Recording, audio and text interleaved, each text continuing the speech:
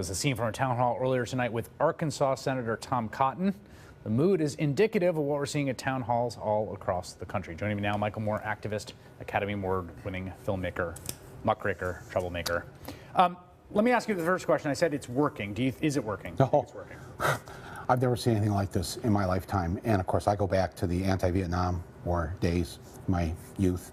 This is an incredible turnout. You just said the word Arkansas. That footage, it's back up on the screen right now. Arkansas.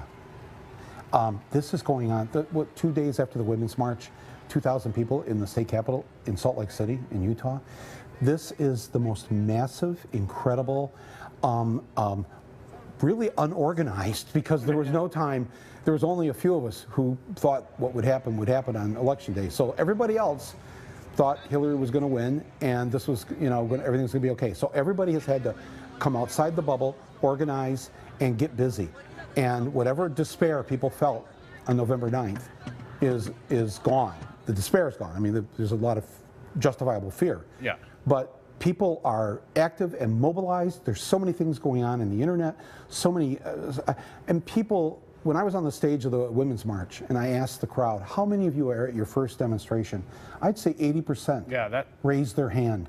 This is a first time, and I'm telling you folks, those of you who are younger, this hasn't happened since 1970.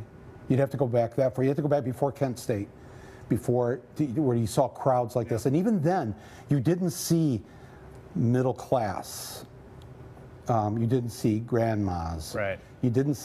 You see everything at this. It's just the most amazing thing. It is striking. I mean, it's very striking too to hear that there's this kind of terminology, the paid protesters, yada yada. But then you look at it's just Arkansas voters basically. I mean, obviously, we shouldn't fool ourselves. They have the certain politics they have, I think, by and large. Right. Yeah. But it's not. These are the people that live and work in Fayetteville or wherever. Yeah, you could see just watching the footage there that nobody's being paid. They are there because they love this country. And they're coming out. And you know what? You're just seeing really the first week of these town halls. Well, that's what's crazy to me. I mean, when you look at, we were going back and looking at footage. We were talking about this today. The big town hall thing was August in 2009, because that was the August recess, and that's when those town halls happened. People getting yelled at, and there was a bill that was about to be passed, and the mobilization.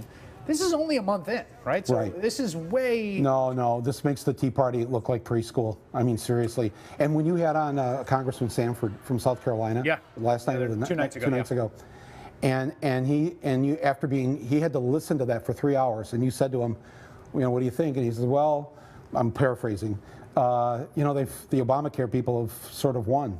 They're going to get their everything's going to be, and I was like, I'm sitting here watching your show, and I'm going, whoa. He just admitted. It was a big concession. He basically said, you've already won on a bunch of stuff. Yeah. And you can see this, in terms of where the rubber hits the road on this, you can see they're moving the line on what they think they can do away with and not do away with because of this mobilization. But when he says, you've already won on a lot of this, I'm thinking, yeah, that's right, we have. And we have no power. We don't control a single branch of government, and yet they know the power because we are the majority. That's the key factor here. We are the majority. We're the majority at the voting booth. We're the majority of this country, and that's why they know they aren't going to get away with this. One of the things, you have this 10-point plan about a sort of Trump resistance, and one of the things I really liked, or you talked about, was running for office yourself. And this is a thing... Not myself, but everybody. Everyone, right. Yeah. So there's the runforsomething.net is a site I've seen put up that is trying to recruit people to do exactly this. I mean, one of the things, there was big news out of the Democratic Party of Virginia. They were going to field a candidate. This was the news. We're going to field a candidate for every race. It is shocking the degree of races that happen in this country at the local level, state rep, state senate, city council, that are just unopposed. There's just no one. Totally. No, there's just no one to run. I live in one of those areas up in northern Michigan. I go into the voting booth, and there's a Democrat for Congress that's running, and then that's it. There was a Green running for county commission in one of the seats. That's it. It was all Republican, and I came out of there and I said, this feels like a Soviet-style election. There's like, we only need one candidate. Why do you need two candidates? I mean, but these Soviet-style elections occur. And they happen in New York, I have to say, they happen in New York in the other direction. I mean, you have the Republicans not contesting huge swaths of the country. When I had my show here on NBC, real NBC over there. Well, thanks. No, this is like spring training. campaigning. Yeah, okay. You'll be doing the nightly news in 5 years. Lester, you know, when he retires. Anyway, that was a great show. But when I had my show here, we did Congressman Frelinghuysen out in New Jersey. Had not only not had been primaried ever, never a Democrat running against him in like I don't know how many years.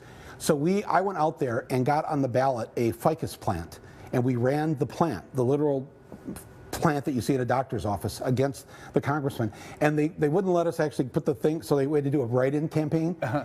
We went down to Trenton the night the Capitol when they counted the votes, and they wouldn't let us. They took all the cameras out because the ficus tree was getting in some precincts as many votes as the congressman. That's the thing is, you know, even in a district of people running unopposed, right? Contesting an election makes a huge difference. Yes. In terms of what issue gets discussed. And so this is my point. Yeah. That people watching this, you got to think about running for office. Right. Don't leave it up to somebody else. This is why we're in the state we're in, because the genetic gene pool of political politicians. Well, look at that. Look, talk about an ace control room. Yes. Can we just give a shout out to the all-in producers here? Oh my God! How did they do that? Is that amazing? I never mentioned that to anybody. That's amazing. Yes, there I am.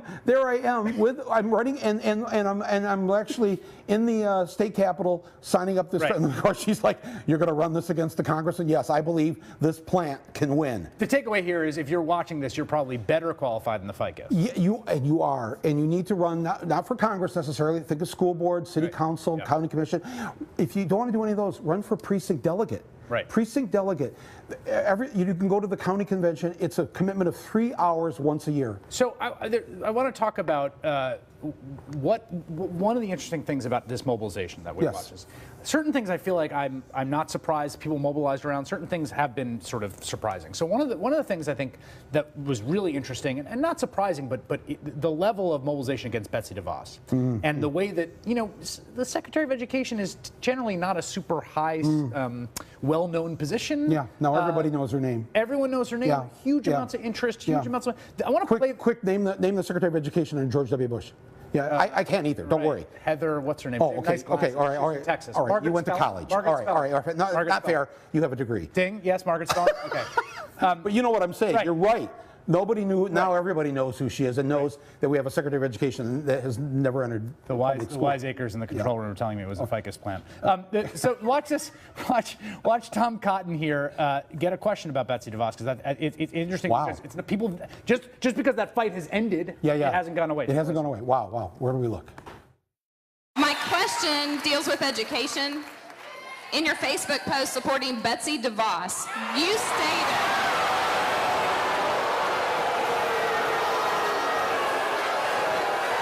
It seems like you've uncovered that Betsy DeVos may not be the most popular Secretary of Education here. So, I would, if you feel that strongly about the Secretary of Education, maybe the Department of Education has too much power. Tom, that's the wrong takeaway from those jurors in the crowd. But you know what? Points for ideological fidelity there, because I think that's, I guess, the sort of. But he knew how to read the room. Right. He clearly got it. Well, he got it pretty early on in that town hall. But it is. Yeah. But there's a situation where, you know, that there was real mobilization around her. It's sustained now, and. You know, it seems to me that this is something, if they try to do anything with education, they're going to, the capital accrues from previous fights to future ones. Right. And that's why this mobilization is just beginning. As huge as it is, it's going to even get bigger and bigger. And in this thing you mentioned that I put online today and yesterday, that there's some very simple, quick, easy things that people can do. You don't have to give up your day job. Right. Just make that daily call to Congress. There's this app now called 5 Calls. You can get it at the App Store. It's free. And you get it, and it will actually, it pulls up all the numbers, it pulls up the issues of today that you should talk to them about, gives you some talking points, 5 calls. It will dial your member of Congress just by typing in your zip code. It'll dial it for you. Cool. It's like, it's so cool. There's so many other things like that that people should be doing, though. You know, join groups, you know, form regions of resistance, you know, just what Cuomo's doing here in New York. He announced free universal college for everyone. That's what he's going to push for. California's going to push for universal health care. There's blue states. Don't say you live in a blue state and I can't do anything. Right. No, you can show the rest of the country, just like New York and California did with Roe v. Wade. 3 years before Roe v. Wade, these 2 states made abortion legal and made it the new normal. and got the rest of the country used to it. That's what you That's can do a in fascinating Massachusetts and these other blue states. I want to ask you a final question about the DNC race. Yes. I know you support Keith Ellison. Yes. Yes. The vote is going to happen soon. It seems very contested between Tom Perez and Keith Ellison. What are the stakes here to you? They're huge. They're absolutely huge. The Democratic Party, and God love Tom Perez and all the old guard.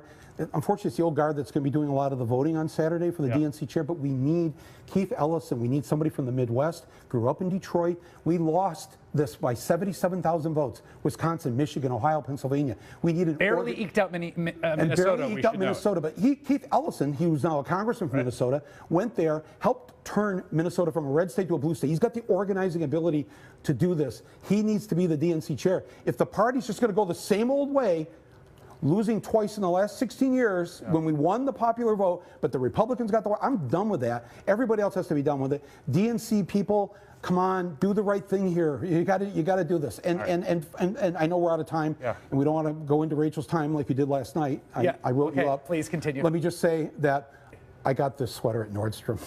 All right, Michael Moore, thank you for joining us. That is all for this evening. The Rachel Maddow Show starts right